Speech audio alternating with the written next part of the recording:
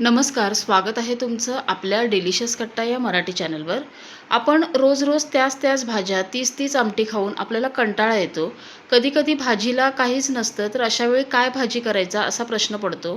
तर तुम्ही ही भजींची आमटी करू शकता. ही भजींची आमटी केल्यावरती तुम्हाला वेगळी भाजी करण्याची गरज नाही आहे. खूप छान अशी ही आमटी तयार होते.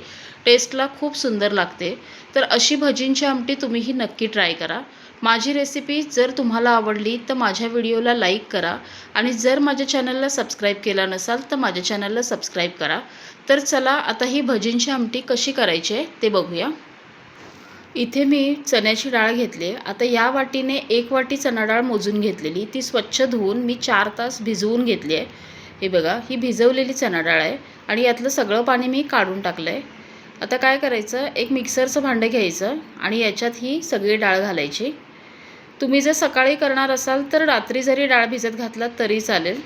आता याला अगदी थोडं पाणी घालून आपल्याला वाटून घ्यायचं आहे. आता इथे वाटलेली चणा डाळ मी एका भांड्यात काढली आहे. आता अगदी थोडं पाणी घालून ही वाटली आहे आणि खूप बारीक नाही केलात तरी चालेल, असं थोडंसं रवाळ राहतं याचं. आता याच्यात आपल्याला काही मसाले घालायचे आहेत. इथे मी 1 चमचा लाल तिखट घातलं आहे, थोडीशी हळद घालायची, अर्धा चमचा ओवा असा हातावर चुरून घेतला आहे तो घालायचा, आलं आणि लसूणची पेस्ट, एक 3 ते 4 लसणाच्या पाकळ्या आणि थोडंसं आल्याचा तुकडा असं चेचून घेतलं आहे, कोथिंबीर घालायची, याच्यातच मीठ घालायचं आणि एक चिमूटभर सोडा पण याच्यात घालायचा आणि हे सगळं मिक्स करून घ्यायचं. तुम्हाला जर खूप घट्ट वाटत असेल तर थोडंसं पाणी घालायचं, फक्त खूप पातळ नाही करायचं. आता हे सगळं मिक्स करून घेऊया. आता इथे पाव चमचा मी हिंग घालणार आहे. हिंग सांगायचा राहिला होता. चणा डाळ आहे म्हणून आपण हिंग घातलं आहे. आता हे सगळं मिक्स करायचं आणि हे थोडा वेळ बाजूला ठेवूया. आता आपल्याला याच्या आमटीसाठी मसाला करायचा आहे. तर कढईत थोडंसं तेल घातलं आहे आणि एक लहान कांदा याच्यात चिरून घातला आहे. आता कांदा थोडा तेलात परतून घ्यायचा आहे. आता कांदा थोडा भाजत आला की याच्यामध्येच आपल्याला सुकं खोबरं घालायचं आहे. आता इथे मी 4 चमचे होईल एवढं सुकं खोबरं किसून घेतलं आहे, ते या कांद्यात घालायचं आणि हे पण कांद्याबरोबर थोडं परतून घ्यायचं आहे. आता खोबरं थोडं भाजत आलं की याच्यातच आपल्याला इथे मी 1 चमचा पांढरे तीळ घेतलेत, अर्धा चमचा धने आणि अर्धा चमचा जिरं ते घालून घ्यायचं आहे आणि ते देखील आपल्याला या कांदा खोबऱ्याबरोबर भाजून घ्यायचं आहे.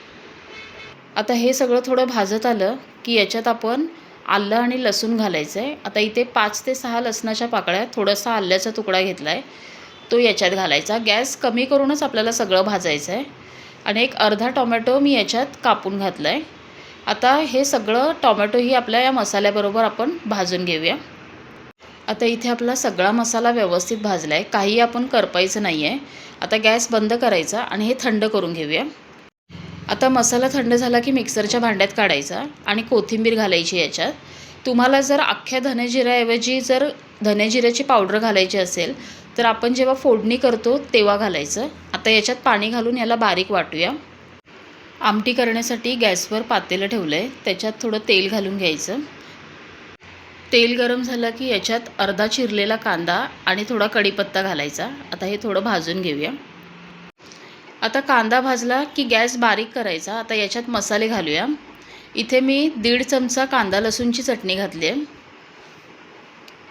अर्धा चमचा हळद घालायची, अर्धा चमचा गरम मसाला घालायचा आणि फक्त हे एक अर्धा मिनिटच नुसतं फक्त तेलात परतायचं आणि आपण जो मसाला वाटून ठेवला आहे तो लगेच मसाला याच्यात घालायचा.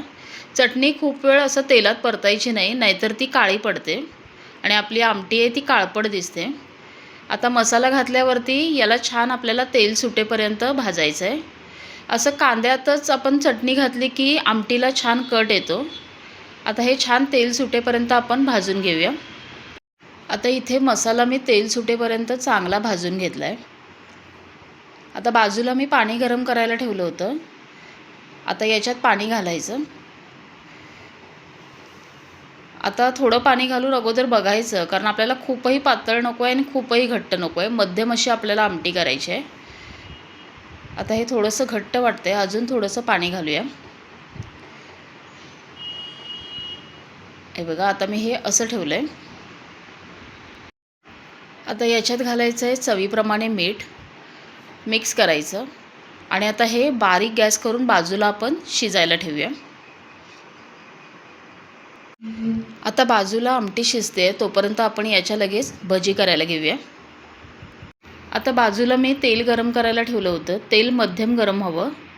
आता आपण जे पीठ केलं आहे त्याच्या भजी याच्यात घालून घ्यायच्या. थोड्या मीडियम साईजच्या घालायच्या, खूपही लहान नाही आणि खूपही मोठ्या नाही घालायच्या. आणि भजी घातल्यानंतर गॅस मीडियमच ठेवायचा आणि मीडियम गॅसवरच आपल्याला भजी तळायच्या आहेत. नाहीतर तेल जर खूप गरम असेल तर ते वरून करपलं जाईल आणि आतमध्ये पीठ कच्चं राहील, मग ते आमटीत व्यवस्थित भिजणार नाही. आता याच्यावर असं थोडं थोडं तेल घालत याला छान भाजून घ्यायचं आहे. ही भजीची आमटी खूप छान होते, म्हणजे वेगळं काहीतरी, तुम्हाला वेगळी भाजी करण्याची गरज नाही आहे. आता हे छान आपण सोनेरी रंगावरती तळून घेऊया.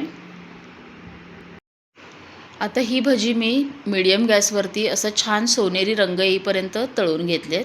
आता ही काढून घेते आणि अजून थोड्या अशा भजी करून घेते.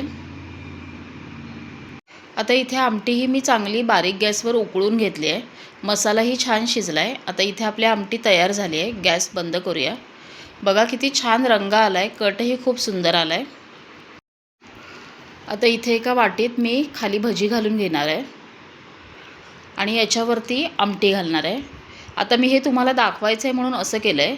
तुम्ही जर डायरेक्ट सगळी भजी आमटीत घातली तरी चालेल.